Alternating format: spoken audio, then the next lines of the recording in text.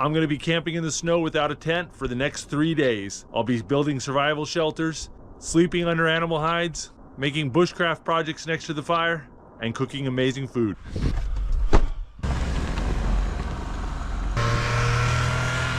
Been driving around for about 2.5 hours, and I think it's about time to look for a place to camp.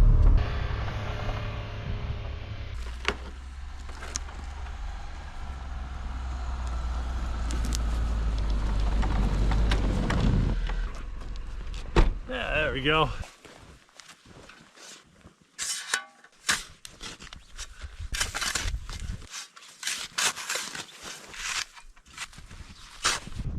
Gonna look around for some dead trees. If you want to keep warm for 18 hours of darkness plus have a shelter, it takes a lot.